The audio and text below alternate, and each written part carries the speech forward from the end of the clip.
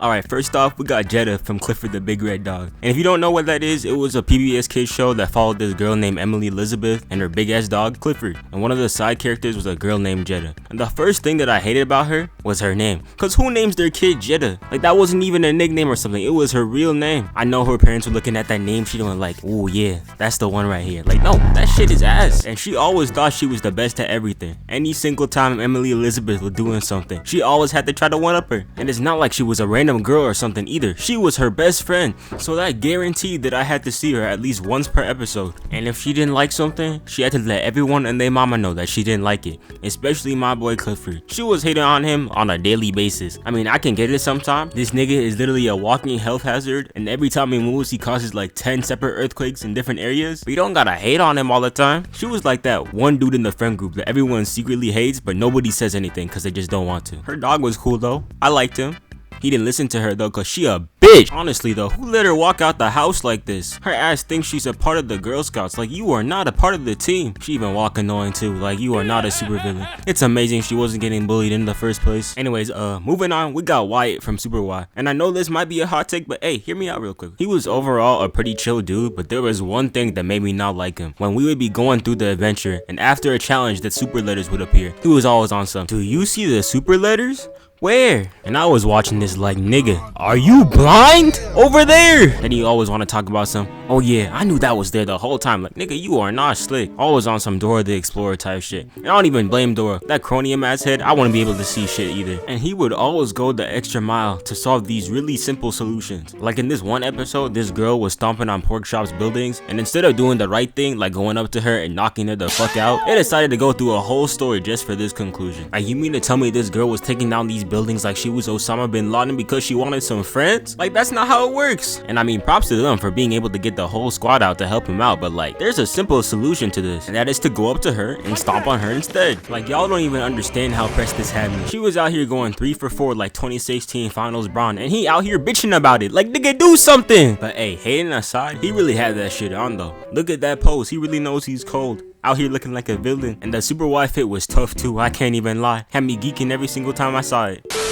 Anyway, the next couple people I want to talk about are these two goofballs from Naruto, and let's start with Sakura. Any single time this woman opened her mouth, it was to either start glazing Sasuke or to hate on Naruto. No in between. And the thing about her and Sasuke, bro straight up hated her ass. Always calling her annoying, dissing her, and she still liked this man. And anytime someone tried to get it into Sakura's head that Sasuke didn't like her, it hit her big ass forehead and bounced right the fuck off. Even when Sasuke himself said that he didn't like this woman, she still didn't listen. She even said it herself that he didn't like her. And what the hell you doing? Delusional ass girl. Out here crying her eyes out saying that she'd be as lonely as Sasuke if he left. Which, not gonna lie, saying that to an orphan is fucking insane, but we gonna ignore that. All for him to turn around and say, not gonna lie, Sakura, you a bitch. Shut the fuck up and walk away. Bro was smiling too. This nigga does not care. And when I say it was bad, man. He literally tried to kill her 2 times in a row, and she still was chasing after him. And meanwhile, Naruto, who was always being nice to her and saving her all the time, got the short end of the stick. It didn't make sense. Was she mentally ill? Was there something that Sasuke had that she didn't? I don't know. She was two-faced too. When Sasuke was around and Naruto saved her, she was always hating on him. But when Sasuke wasn't there and she needed help, she was like, oh my god, Naruto, save me. Like, have some shame, man. And when she lied to Naruto about loving him, oh man, that was something else. That confession had the authenticity of a Bang Bros video. She was not fooling anyone. I mean, I get what she was trying to do there, but like, nah, don't do that, bro. And it wasn't like she couldn't find anyone else. There were countless other people in the Hidden Leaf that wanted to be with her,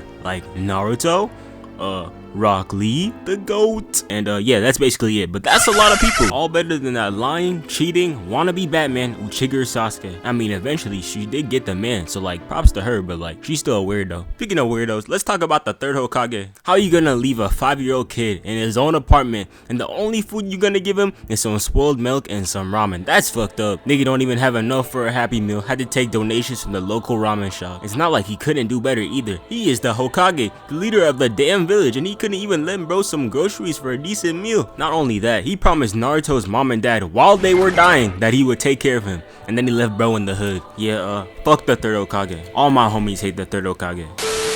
Anyway, the last person I'm gonna talk about today is Caillou.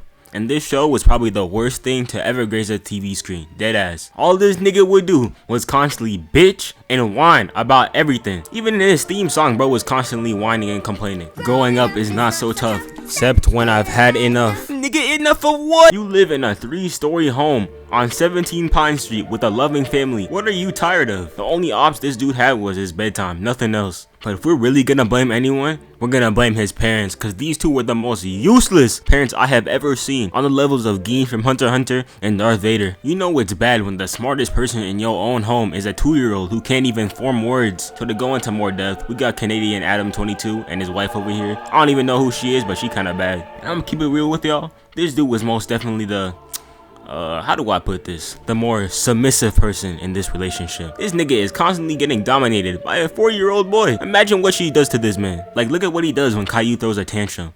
Caillou, stop all this racket. You woke up Rosie. I want you to come downstairs right now.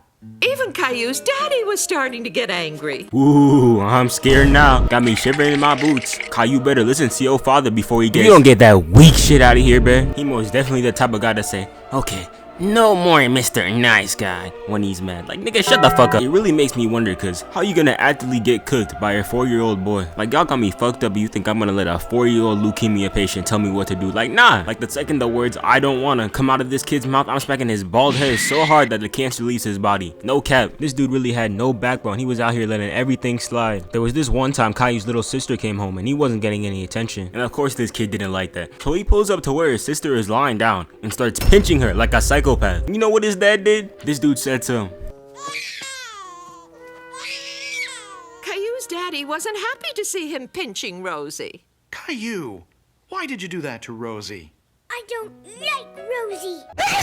Then later, instead of doing the right thing like reprimanding him, they want to start acting like they a happy family. Like, no nigga, beat his ass. Holding that baby like he ain't try to eradicate it 10 minutes ago. You are not slick. Out here raising a future terrorist. As a parent, you gotta set boundaries, man. You gotta show a kid what he can and can't do. Cause if you don't stop him from doing something, he just gonna do it again. And that was basically the formula for every Caillou episode. Caillou wakes up, he gets mad over something, starts crying, and then they learn a life lesson or something. I don't even know. Overall, it was a terrible show and I wish it never aired. So yeah, that's basically it for this video. In conclusion, fuck them kids.